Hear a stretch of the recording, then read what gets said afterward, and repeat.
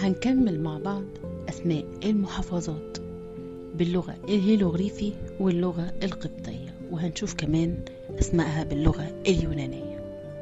الفيوم كانت بتعرف قديما باسم شدد، وهي كلمة مصرية قديمة، واتسمت في العصر اليوناني كروكودوبيلس، واللي معناها مدينة التمساح. وفي عهد بطلميوس الثاني أطلق عليها أرسنوي تيمنا بأخته وزوجته اللي كان بيحبها.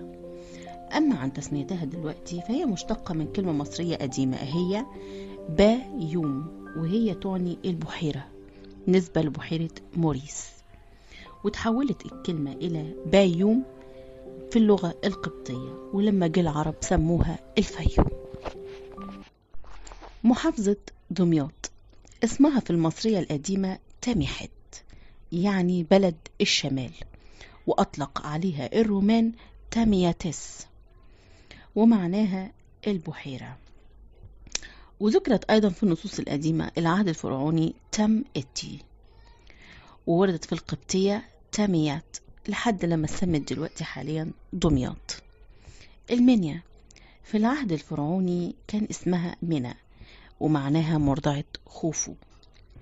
أسوان اتعرفت في اللغة المصرية القديمة باسم سونو، ومعناها السوق، وفي القبطية كان اسمها صوان، ولما جه العرب سموها أسوان.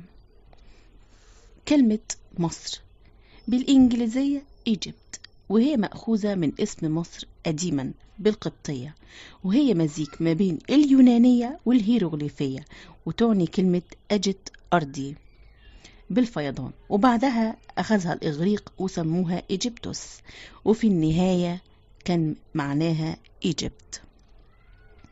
بني سويف اسمها بوفياسا في العهد القديم، وبالقبطية بني سويف، ولما جم القبائل العربية سموها منفوسية أو بوفيسيا أو بوفيسي. وفي عصر المماليك والأتراك والعثمانيين تم تحريف الاسم إلى بني سويف. الغردقة وكان معناها في اللغة القديمة هرجادة، وحاليا الغردقة.